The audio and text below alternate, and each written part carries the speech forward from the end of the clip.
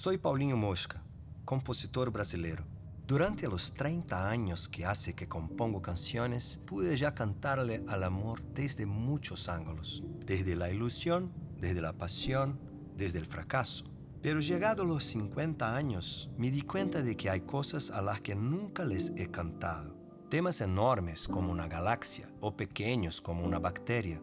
Palabras que nunca usé como neurona, magnetita o fotón. No es que uno esté obligado a usar todas las palabras que hay, pero uno tiene que ser agradecido. Si uno está en este mundo, hay que celebrarlo. Y comencé a viajar, a tomar notas, a enfrentarme a situaciones nuevas. También comenzó a pasar que, al salir de Brasil, vi otras realidades. América Latina es enorme, diversa, llena de contradicciones. Pero los brasileños la conocemos poco. A veces tenemos más interés en lo que ocurre en Europa que en los países que tenemos literalmente al lado. Y nos perdemos este continente en movimiento, lleno de migraciones, de vida. O pensamos en Latinoamérica como una serie de comunidades cerradas en su cultura, en vez de pensar en centenares de aeropuertos, de llamadas de teléfono, de manifestaciones contemporáneas. En el tiempo que llevo viajando, me he encontrado con un continente mucho más rico y profundo que el que imaginaba. América Latina son 630 millones de personas que tienen a la vez centenares de lenguas y una lengua en común. Se trata de un pequeño universo. Viajar por América Latina es mi manera de aceptar que no sé y que puedo saber por lo menos un poco. También me dio ganas de expandir mis canciones, de hablar de más cosas. Por eso comencé una gira de composición. Una recorrida por el continente nacida como excusa para encontrarme con científicos, compositores y artistas, y que resulta al final en nuevas canciones y nuevos amigos. Viajar es una puerta abierta, en la ventana alguien despierta, un nuevo día acaba de recomenzar. Quiero saber qué es lo que pasa, qué es lo que piensan en tu casa, y cada encuentro empieza por imaginar que tu casa es mi casa,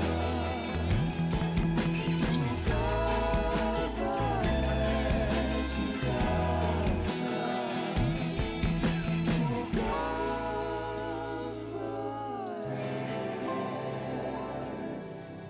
es mi casa.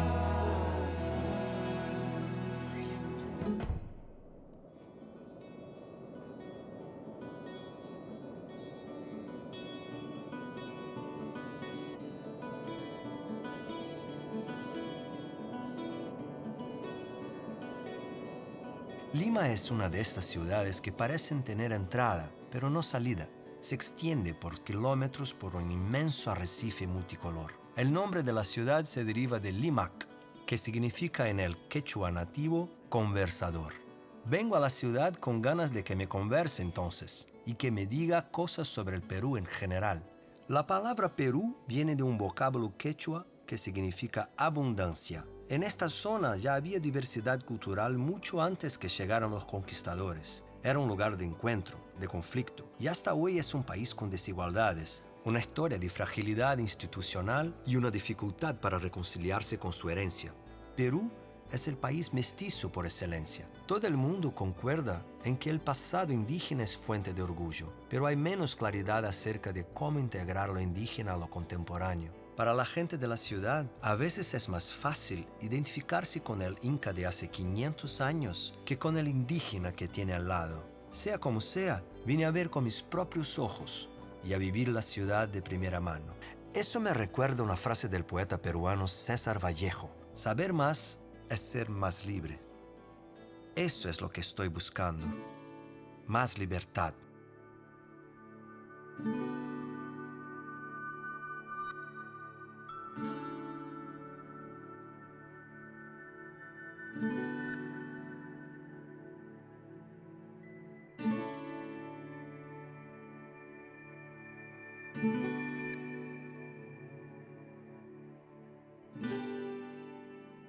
Vine a Lima a hundir las raíces y a tratar de ser más mestizo yo mismo. Estas calles alguna vez fueron parte del virreinato del Perú. En los 800 kilómetros cuadrados de área urbana que tengo frente mío, se cruzan diariamente casi 10 millones de personas. Lima parece un hervidero de gente que camina bajo un sol que encandila. Perú es actualmente el país número 1 en el mundo en los niveles de radiación ultravioleta. Y Lima parece resplandecer como un espejo. Voy a reencontrarme con Alejandro y María Laura. Se trata de un dúo que compone canciones intimistas, donde se reúne lo cotidiano y lo imaginario, y que invitan al público a explorar tanto relaciones amorosas como un mundo de fantasía que tiene puntos de contacto con la infancia. Chévere. Mira, Lima es enorme, entonces siempre se nos hace muy difícil hablar como de una sola Lima. Son como muchas limas. Hay 80.000 limas. Sí, y a veces no están solamente... No necesariamente están en armonía, están a veces como viviendo una al lado de la otra, como haciendo su espacio, ¿no? Entonces estaba en el tráfico, es como... Puede ser un poco así. Ya puedo conferir el Como una tráfico. metáfora del tráfico de lo que es Lima. Sí. Pero es muy linda al mismo tiempo, entonces es compleja la relación que uno tiene con Lima porque no sabe con qué parte relacionarse. Y a veces todas es como mucho, ¿no? Ha habido mucha migración de todo tipo, ¿no? De la sierra para acá, para Lima, ¿no? Del África hace muchos años. Ha habido migración de China, de Japón. Hay una expresión que está en una canción popular que no tiene de inga, tiene de mandinga, ¿no? Sí. La que no tiene de inca, tiene de negro. Y creo que como limeños nos reconocemos así, ¿no? Sí. Es un sancochado, Sí. un combinado. Tenemos una historia cultural inmensa, pero creo que es como la tendencia mundial que a veces como podemos ser un poco superficiales. Es como decir que Brasil es fútbol, ¿no? Y es mucho más que fútbol, o sea, y a Perú a veces lo reducimos a un ceviche, ¿no? Que es muy rico el ceviche, o sea, hay que probarlo, pero... Creo que es que la gente tiene que ser un poquito más curiosa, investigar más allá del marketing, ¿no? Más allá del panel publicitario. ¿Qué tiene de Lima en su música? Siempre nos ha costado mucho como identificar qué elementos, ¿no? Pues podrías decir que hay algo de música criolla, ¿no? Pero en realidad creo que es más como la energía, ¿no? Creo que nosotros nos relacionamos con Lima por contraste casi. Como creo que armonizamos y tratamos de buscar como acordes de paz. Claro, hay algo muy limeño que es en eso de combinar un poco de todo, ¿no? Ah. Como si tú vas a comer a un lugar, a mí me encanta, no sé, pedir 3 platos diferentes y agarrar un poquito de acá y un poquito de allá. En la música creo que también pasa un poco eso, ¿no? Nos gusta agarrar un poquito de acá, un poquito de allá y hacer nuestro combinado, ¿no? Un mestizaje. Sí, Ah. sí. No solo, claro, está en todos lados, ¿no? ¿Y hay ciencia en sus vidas? Bueno, Marilor está embarazada y eso es... Sí, es Pura ciencia. la mayor ciencia de todas. Tenemos la mayor ciencia de todas, se pasó una hora en su pancita. Tal cual, para mí es algo increíble, ¿no? Sí, sí, creo que es la única sensación que tenemos de ser un poco Dios. Crear Tal cual. vida.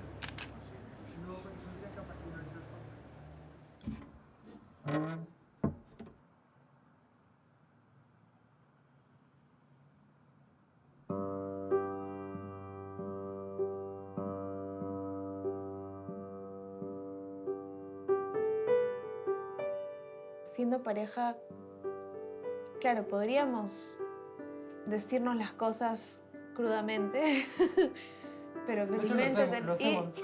A veces lo hacemos, pero ¿Cómo? no es la forma más sana, creo. En cambio, cuando nos ponemos a componer algo juntos y por ahí salen palabras o salen frases difíciles de procesar, pero salen con una melodía que, Dulce, claro. dulce, que te gusta. Te mandan la mierda, pero te lo cantan así y se transforma todo. No sé, yo siento que cuando Alejandro me muestra una canción, lo entiendo mejor, ¿no? Entiendo, tú estabas pensando esto, quieres decirme eso. Pasaba que uno no sé, o yo me volvía como proteccionista de lo mío, ¿no? Mi idea, ¿no? Y después, ¿a dónde se fue mi idea? ¿No? Él la agarró, la transformó y ya se fue. No sé qué parte es tuya, qué parte es mía. Y al final comenzó a gustarme eso, justamente, ¿no? Apostar por la canción ¿Y qué importa si estoy yo ahí o no? Sí, para mí hay algo muy liberador en dejar el ego, ¿no? En decir como, pues somos muy inseguros, ¿no? Como al final, ¿te gustó mi canción? Y poder despersonalizarla, como ya se volvió un producto así entre los dos, hace que me quite los nervios de cómo lo reciba alguien. Como ya no es mía, es de todos, ¿no?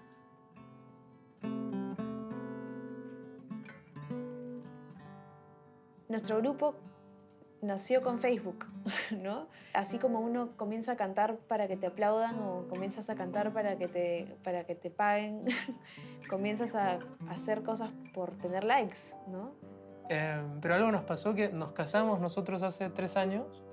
Pusimos la foto de que nos casamos. El día anterior había puesto una foto de una canción nueva, digo, un link de una canción nueva y tenía 200 likes. Pusimos la foto del matrimonio y solo dijimos, nos casamos, algo así como muy sencillo. Y tuvo 32.000 likes. O sea, yo todo bien, ¿no? Porque nos queremos, pero no es para tanto. Pero claro, ahí nos dimos Era cuenta como que el en interés de la realidad... gente va por otro lado. Y bueno, ¿qué vas a hacer pues, con eso?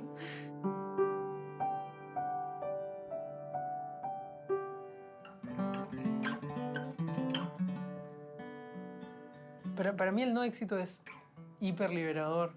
O sea, felizmente no somos muy exitosos.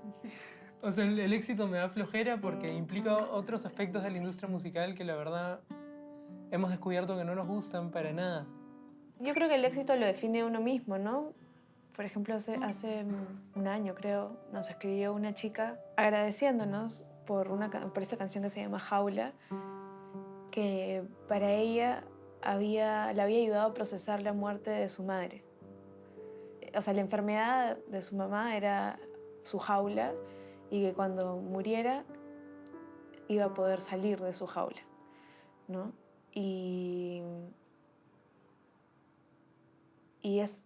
Yo no la escribí pensando en eso cuando la compuse. Tenía yo mi propia jaula y quería salir de mi propia jaula y me parece...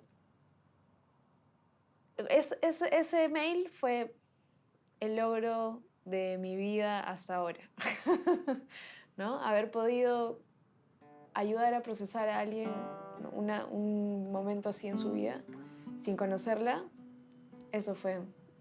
Listo, ya está. Lo logré.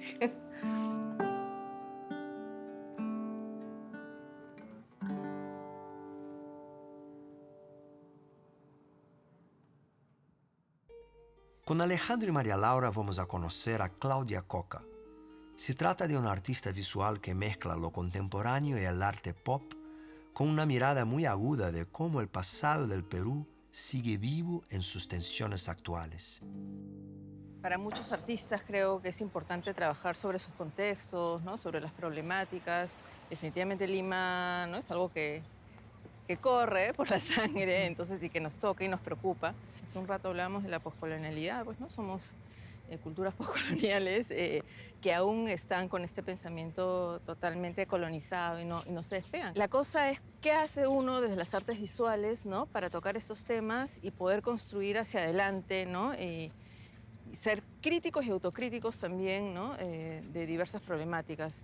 Y una de esas problemáticas es la vergüenza de ser mestizo, la vergüenza de ser peruano, ¿no? La vergüenza de tener sangre andina. ¿Tú crees que ha mejorado un poco, digamos, yo me acuerdo desde que yo era niño hasta ahora ha cambiado al menos? Sí, sí. No, ahora ya no es oculto. Y hablamos un poco de esta obligación de sermos folclóricos. Es un peso grande. Imagino que acá en Perú, muy grande, porque los incas, todo eso, los colores y el mestizaje, que tiene este lado un poco también de obligación de ser folclórico. Sí, ponte, no sé, nosotros empezamos haciendo música y nos categorizaron como indie folk, indie pop, indie algo. No sabíamos qué era cuando nos dijeron eso. Y habían gente que nos escribía y nos decían, lo suyo es la música criolla. Tienen que hacer canciones criollas y van a ser súper exitosos. Es que a veces esta idea de la identidad, ¿no? Me parece que es bastante peligrosa, ¿no? Sí. Y puede ser hasta fascista.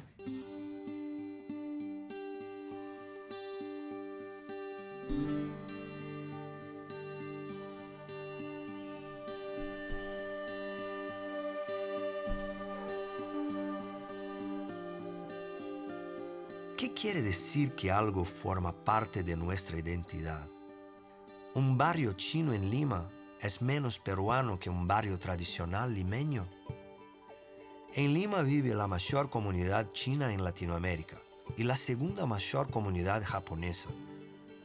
El barrio chino parece un apretado resumen del mundo. Venir aquí lo obliga a uno a preguntarse qué es la identidad. Si suelto un globo chino con forma de estrella, ¿para qué recorre el continente? Alguien sabrá que vino de Lima.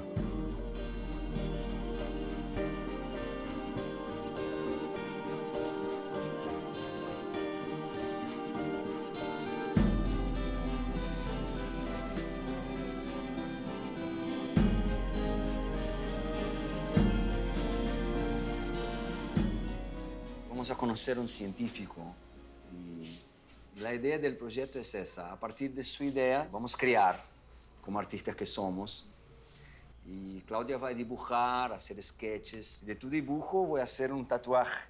Entonces, responsabilidad, belleza, alegría. Y a nosotros una canción con este tema. Yo nunca hice canciones científicas y ahora estoy me tornando un experto con ayuda.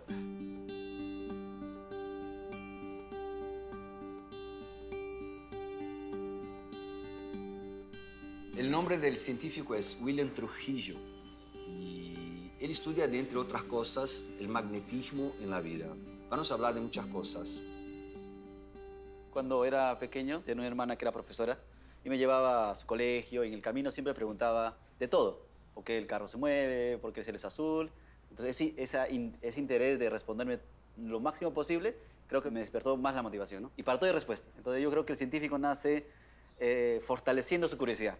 Yo decidí estudiar física porque empecé a leer un libro muy interesante de los quanta y dije, me gusta la física. Y estudié, o sea, postulé a física, entré a física y mis familiares no sabían que había postulado a física. No les gustó que haya ingresado a física, pero bueno, de ahí para adelante pues ya no dejé la física. Tenemos algo más en común. Sí, muy entre los común. artistas y los científicos. Claro. En realidad, los padres no apoyan las carreras, o sea, le dicen que no a los artistas, pero los científicos me ha extrañado mucho que, ¿no? Que se hayan... Pero yo creo que es por las circunstancias de donde vivimos, ¿no? Por ejemplo, en Perú, la gente no sabe claramente la noción que hace un científico. Recuerda que yo te decía que lo que nos motiva es la curiosidad. Entonces vas a un tema específico y te das cuenta que ese tema no está tan claro, para lo cual tienes que reproducirlos en el laboratorio. Entonces, para reproducir tienes que crearte un escenario imaginario, o sea, tienes que ser creativo. Si no eres creativo, probablemente no descubras nada. Al final produces conocimiento científico. A partir de la observación, la imaginación de recrear ese escenario real en un laboratorio. Es más o menos como el científico trabaja. Es un artista. Yo diría que es un artista. Claro. Yo igual siento que a veces como haciendo una canción uno está, más que creando, también estás descubriendo cosas. A veces me da una sensación que una melodía, ves cuando encuentras una melodía que te encanta, como que está en el aire, está en la naturaleza, ¿no? Y estás como reduciendo opciones y quedándote con esa opción que ya existe, ¿no? Si la melodía no te Como- pertenece, Claro, ahí a va. descubrirla. Vas a Ella ya descubrir la existe. melodía, claro. ¿Qué es la atracción magnética? Una nanopartícula magnética es un imán súper pequeño. Literalmente es esta cadena, pero 100 millones de veces más pequeño. En el caso de las aves, se encuentra en el pico.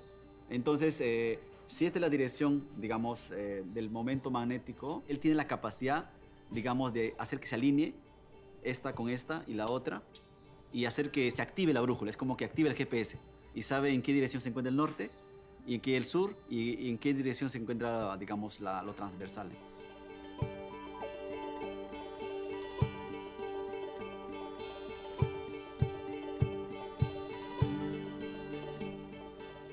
Casi todos los animales complejos tienen la magnetita como parte de su sistema de orientación.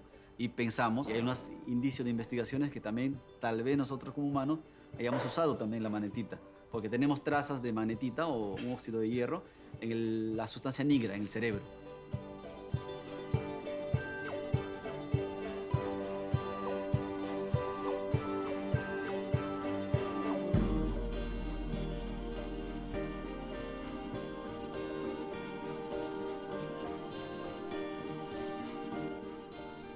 Perú en particular el dengue es un tema es un problema grande. Lo que se cuantifica, digamos, según el sistema de salud pública, es que aproximadamente por año, en los últimos 3 años, hay unos 40.000 casos de dengue por año.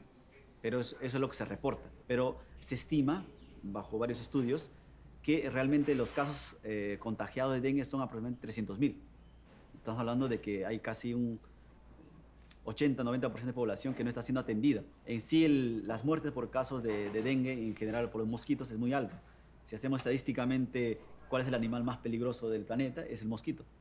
Mata más gente, en general, que, no sé, el león o el tiburón. Entonces, el mosquito, aunque pensemos que no es un animal tan peligroso, es más peligroso desde el punto de vista estadístico. Entonces, el proceso de diagnóstico actual se calcula que cuesta aproximadamente $250 por paciente. Y con nuestra tecnología, el costo por paciente se reduciría hasta, por ejemplo, $5. Entonces, ya tenemos un ahorro de costo enorme para una necesidad tan fuerte, porque la necesidad de diagnosticar rápidamente es muy alta. Hay una demanda enorme y el sistema de salud pública no se abastece. Requiere de mecanismos más simples, fáciles y sobre todo menos costosos. Nuestro cuerpo, naturalmente, cuando tenemos un virus, por ejemplo, él tiene anticuerpos que detectan a ese antígeno. Si detectan al antígeno, tu cuerpo reacciona y expulsa el virus. Entonces, los virus tienen esa capacidad, digamos, o esa propiedad de soltar partes. ¿Qué es lo que hacemos con la nanotecnología? Unimos esa cosa natural que es los anticuerpos, las sumamos a una partícula magnética, a nanopartícula. Como este tiene señal magnética, yo puedo hacer que esta interfiera con un campo magnético externo y por lo tanto diagnostico. Si el mosquito me picó, dejó el virus, se replicó, generó antígenos, ¿cómo yo sé que tienes antígeno? Actualmente es bien complicado.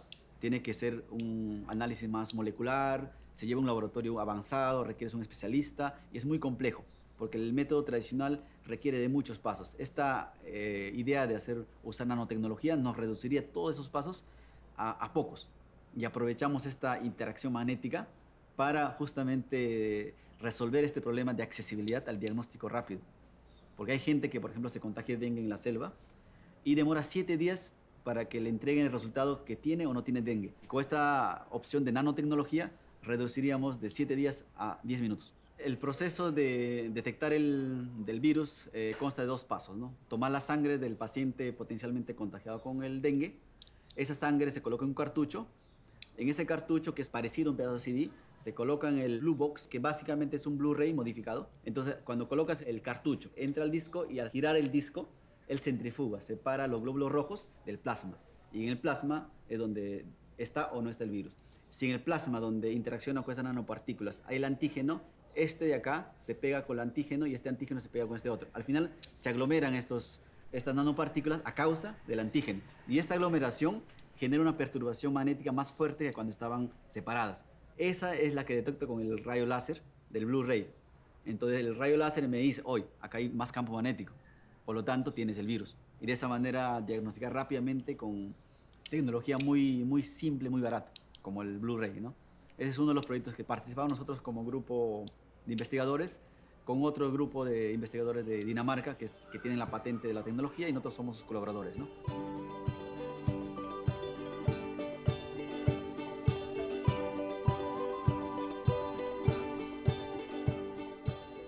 El científico como artista, ¿cómo puede influir en la sociedad contemporánea? Usando esos descubrimientos, por ejemplo, que tú lo haces por la motivación de conocer o de descubrir estos misterios que no estaban muy explicados.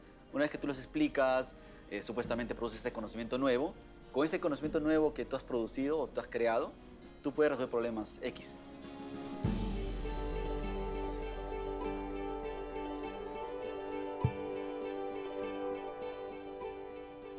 La nanotecnología básicamente ya llegó, está en el día a día y vino para quedarse. ¿Y cómo encaja un poco Sudamérica en esto?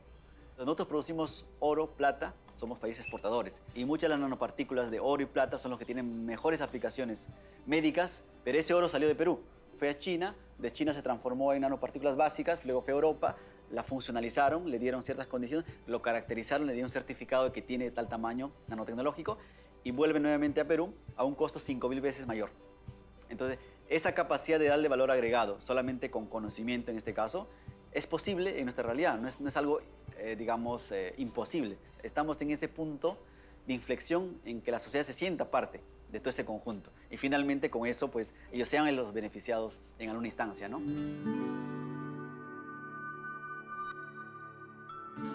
Bueno, yo creo que la ciencia siempre hizo parte de nuestra cultura, nuestro patrimonio. Tanto es que las culturas antiguas, el incaica, el chavín, tuvo capacidad de desarrollar muchas formas de, por ejemplo, construir monumentos usando tecnología. En las construcciones que vemos hoy en día, sabemos que hubo ciencia por detrás de eso. Por lo tanto, la ciencia es patrimonio implícito de nuestra cultura.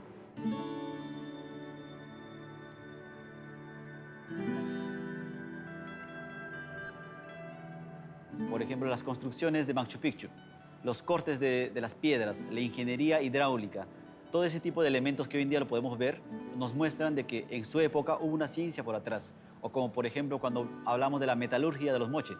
Ellos lograban hacer filmes de oro sobre cobre. Hacían aleaciones que son relativamente complejas en la actualidad y ellos lo hicieron.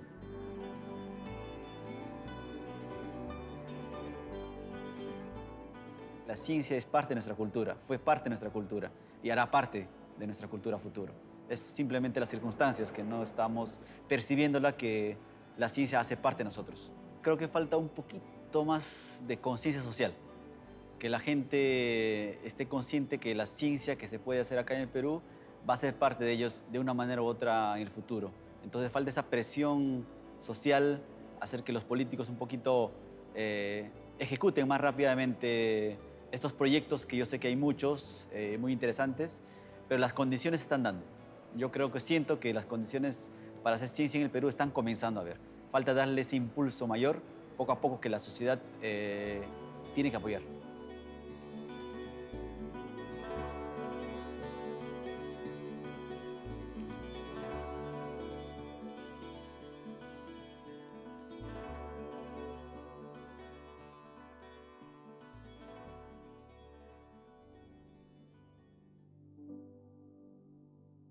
Me quedo pensando en lo que dijo William, es decir, en que hubo ciencia vigorosa en este país antes de que llegaran los conquistadores.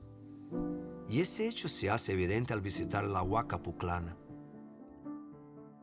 El ordenado apilamiento de ladrillos, capa por capa, en una pirámide de 25 metros de altura, demuestra un gran manejo de la ingeniería y suficiente sentido de la solidez como para durar 1500 años en pie.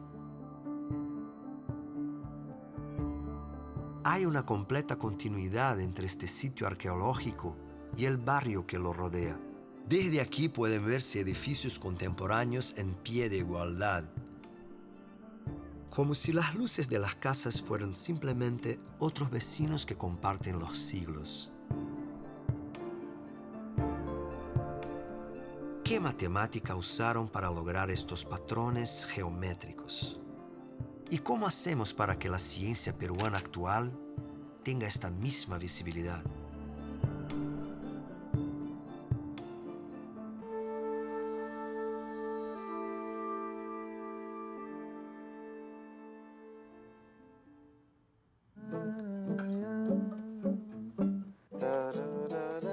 Magnetita.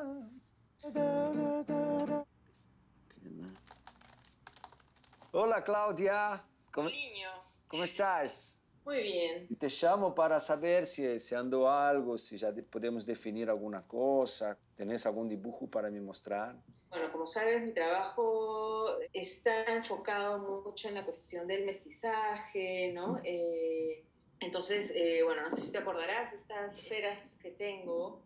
Un poco mayores que las de William.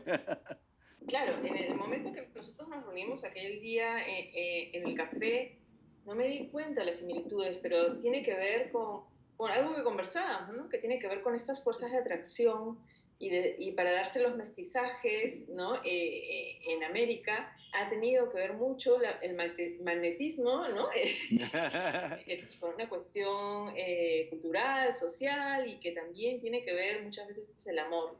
Viéndolo desde ese lado, ¿no? Desde la fuerza de atracción, creo que podemos encontrar una imagen, ¿no? Que podamos sacar de las esferas de William cuando nos da aquella explicación con los magnetos. Linda. ¿No? William dijo que los imanes son momentos magnéticos. Me encantó eso. Bueno, este es un conjunto de momentos magnéticos entonces. Sí. Bueno, pensando en eso, bueno, he estado haciendo como una síntesis, ¿no? Aquí, fíjate, hay 3 colores, ¿no? Que son síntesis también de pieles, ¿no? Que tienen que ver con este trabajo.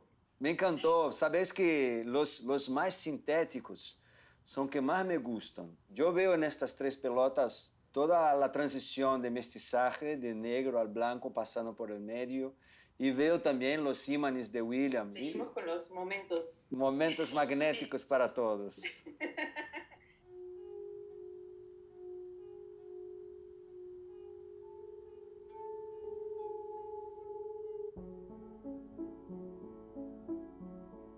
En los 90 en Lima hubo una ola de autorretratos de varios artistas que se hicieron autorretratos.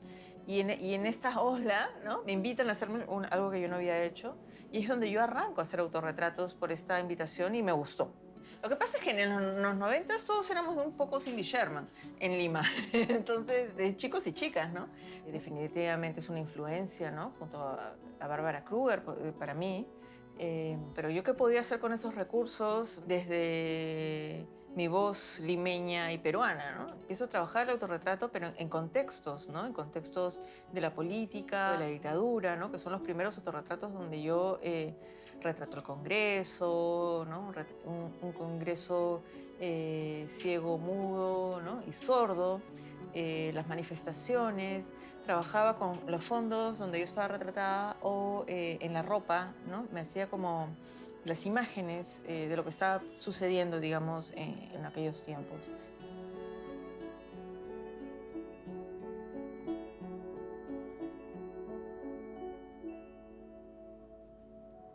La gente percibía de que si yo me hacía autorretrato, yo tenía un ego gigante, ¿no? Entonces, no era, no va por ese camino.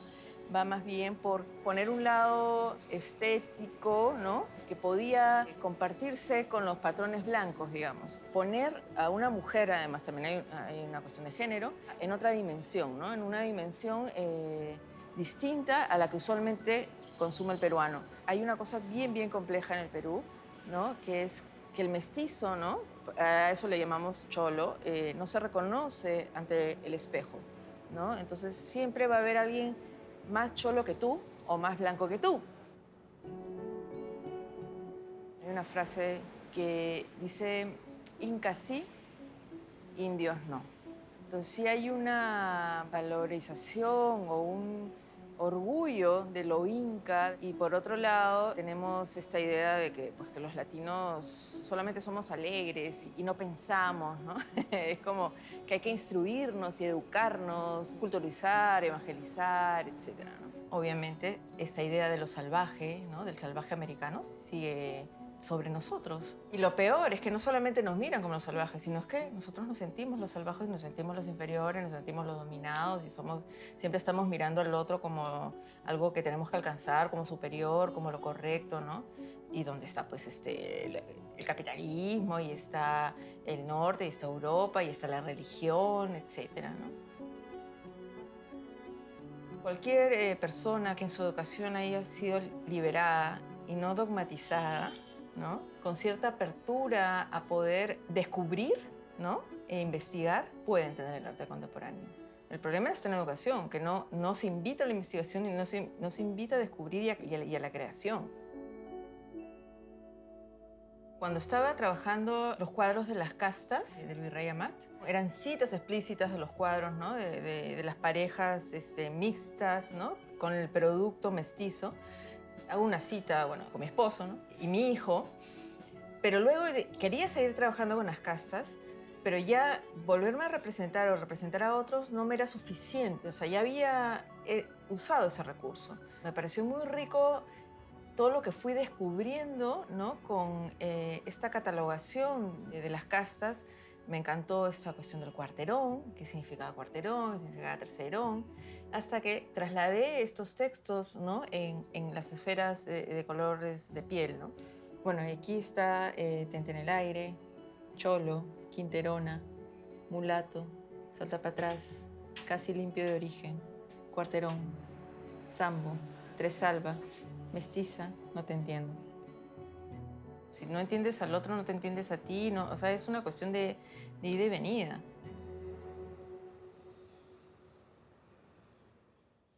Cuando empezamos y le dimos muchas vueltas, ¿no? Pero empezamos a escribir algo, era el concepto como tierno pero absurdo a la vez de una historia de amor entre una persona, un científico, y su nanopartícula. Y también pensé que este tema, y la primera idea que me pasó con este tema antes de ayer, fue un poco medio Woody Allen, ¿sabe? Claro, Sí, siempre nos ha traído... como...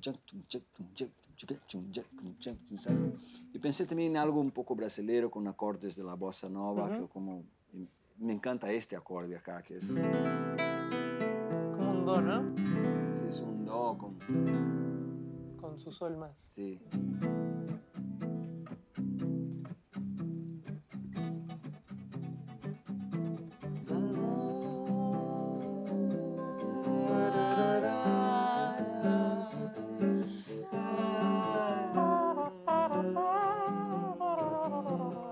¿Sabes? Sí, muy bien.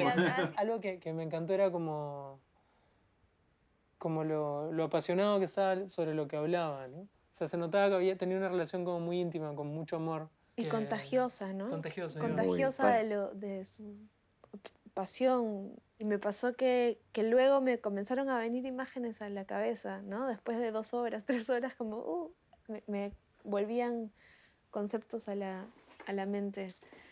Él parecía un adolescente Enamorado. enamorado de de su su magnetita. tema, de su magnetita, enamorado de Sí. su magnetita.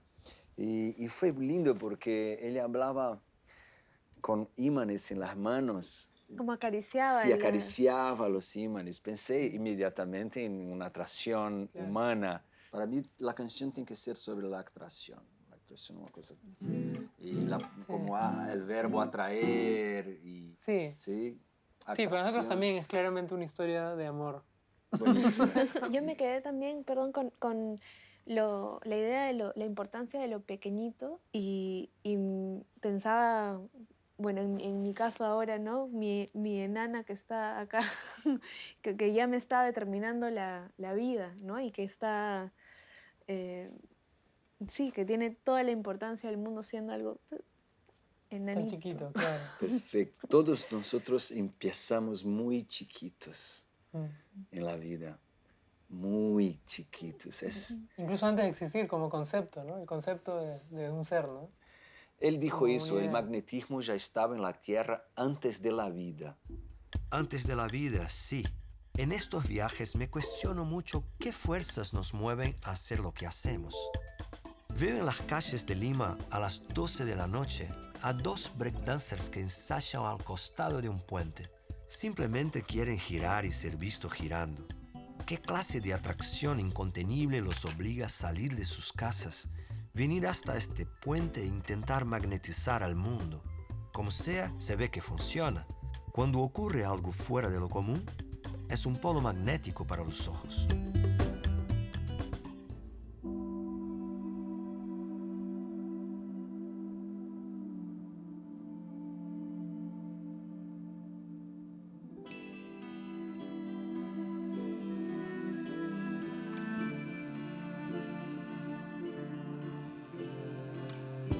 Fue súper interesante encontrar este lugar común, ¿no? Entre el trabajo de William, ¿no? Sobre los magnetos, desde una cuestión de la forma, ¿no? Pero había algo que también va más allá, ¿no? Que en el mestizaje hay una atracción, ¿no? Por la cual se da. Y eso era como, creo que fue lo ideal, ¿no? Para cerrar, digamos, el concepto de lo que te estás grabando.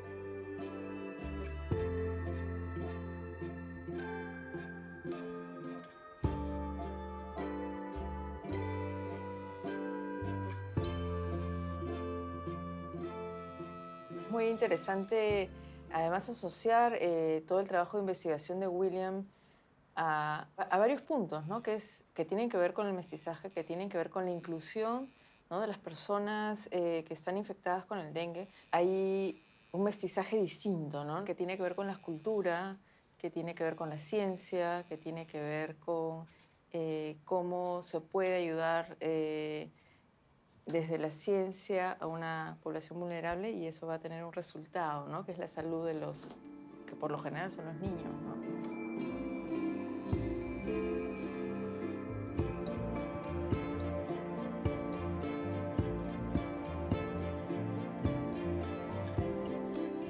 Paulinho, mira lo que te llevó. Ah, es William. Hola Paulinho, aquí cerca de casa, en un momento familiar y pasé un rato para desearte unas buenas vibras. Sé que te estás haciendo un tatuaje de un tema relacionado con la ciencia y de verdad estoy muy alegre de que hayas compuesto una canción y hagas un tatuaje de un tema científico. Sé que la ciencia es un poco complicado de que llegue a la sociedad, pero sé que a través de la música y el arte es mucho más fácil y que la gente entienda y consuma ciencia a través de la música y que fluya, así como fluyen las líneas de campo magnético, así como fluyen las aves migratorias. Y sé que este trabajo y los próximos que vendrán van a ser mucho mejores para que la sociedad vea que la ciencia hace parte de ellos. Muchos saludos, Paulinho. Qué precioso. Es un bello, sí. ¿Sí? ¿Terminó? Ah, gracias, Adelfa. Gracias a las dos chicas peruanas. Dame un abrazo. Después del tatuaje, todavía me queda tiempo para ver lo que llaman el circuito mágico del agua, un parque dedicado a presentar visualmente la fuente de la vida. Cuando uno la ve fluir a chorros, recuerda que la materia, a escala atómica, también está atravesada por numerosas corrientes, y que la fuerza que impide que uno atraviese un ladrillo con la mano no es esencialmente distinta a la que atrae a dos imanes. En el mundo de lo muy pequeño, todos los átomos forman parte de algún circuito mágico, de donde fluyen electrones. Quizás por eso miramos estos saltos de agua con tanta fascinación. Cada uno de nosotros, desde el punto de vista electromagnético, tiene millones dentro.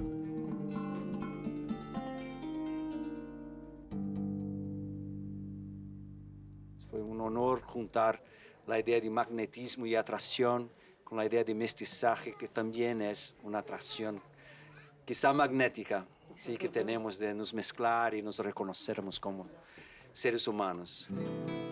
Vamos.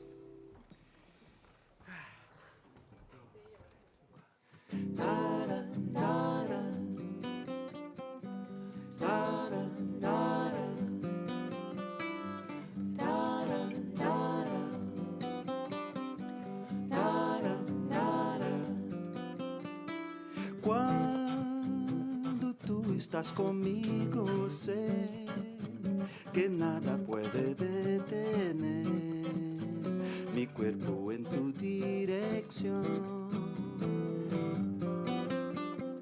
Un imán que logra atraer la fuerza que hay en tu poder. Es casi igual a la pasión. Mariposas salen a volar en una formación perfecta. La brújula cambió en mar. Y antes de existir la vida misma, la tierra y sus nanopartículas ya eran magnéticas.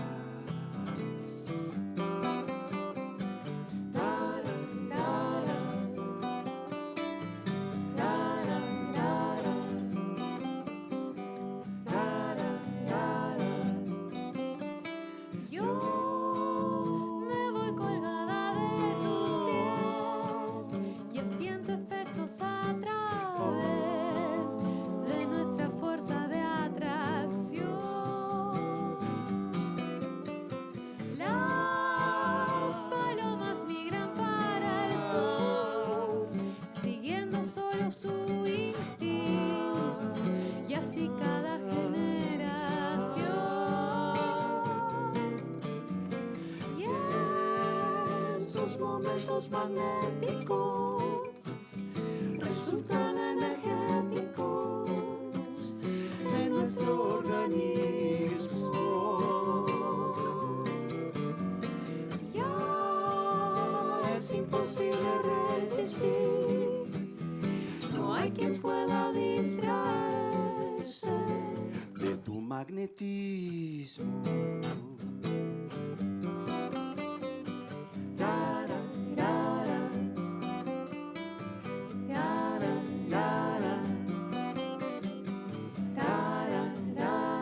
Y aunque no pueda verte ni con microscopio, sé que no estoy loco. Sé también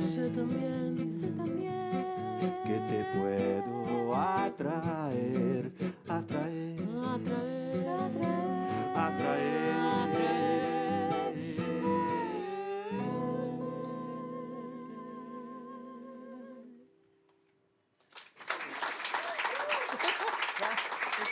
William, Claudia, por favor, estos son los maestros.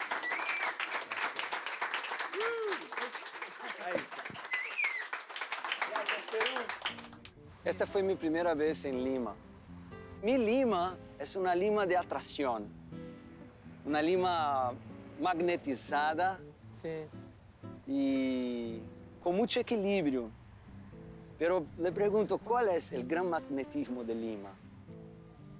No sé, nosotros hemos viajado mucho y por alguna razón siempre volvemos. Entonces, como que dices, a veces uno Es una conoce fuerza tu- magnética. Es eso. una fuerza magnética. De hecho, le tenemos un amor-odio a Lima.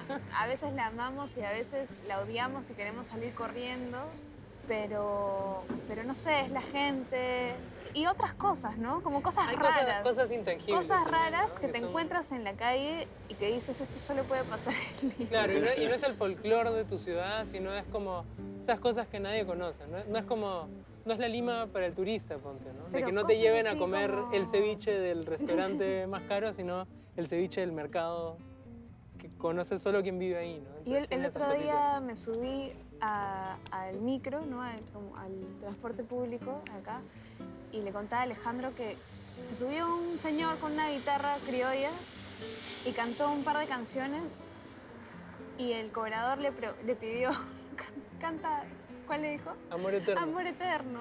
Es Esa- una de Juan Gabriel, ¿no? Amor eterno. Que canta No, y la cantó con un sentimiento que esa canción nunca me ha gustado jamás en la vida, pero me la cantó tan bonito que me hizo llorar, te juro. Y eso solo siento que pudo haber pasado en ese momento en esta ciudad.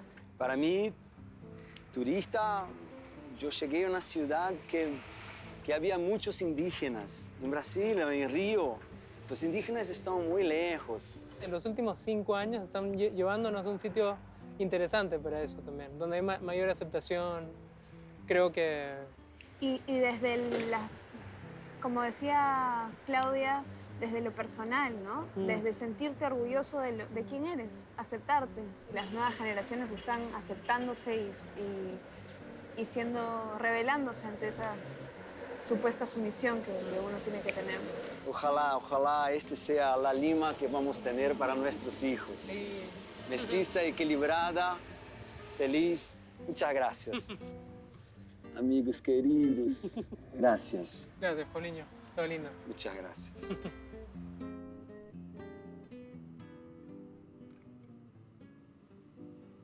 Decido ver el mar desde las montañas que hay en las afueras de la ciudad. Antes de que hubiera edificios, autos, humo, había gente aquí que miraba el mar y se preguntaba qué había más allá. Hoy es un destino preferido por ciclistas que vienen a lanzarse por las pendientes como antes se lanzaban sus antepasados a repeler invasores. La tierra, mientras tanto, parece no haberse enterado de que aquí hay gente. Sigue enfrentando al sol, tan seca y polvorienta como probablemente era hace millones de años.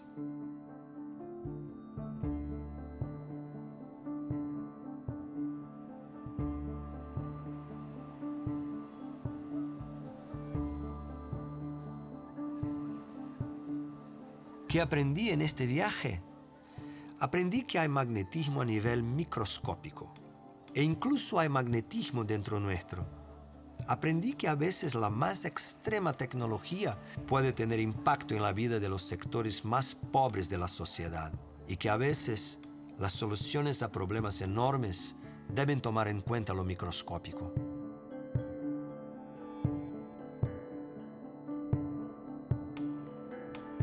Es bueno saber que en Latinoamérica hay gente dispuesta a luchar por la salud del continente átomo a átomo. Aprendí que el mestizaje es una especie de interacción entre opuestos que generó lo que tenemos hoy, un continente diverso y complejo, lleno de tonalidades y de matices, que por dentro lleva corrientes que no vemos, pero que influyen nuestra vida. También comprendí que no se puede avanzar en problemas complejos sin tener un enorme entusiasmo. Amigos, el viaje sigue. Nos vemos la próxima semana en otro cuarto de tu casa.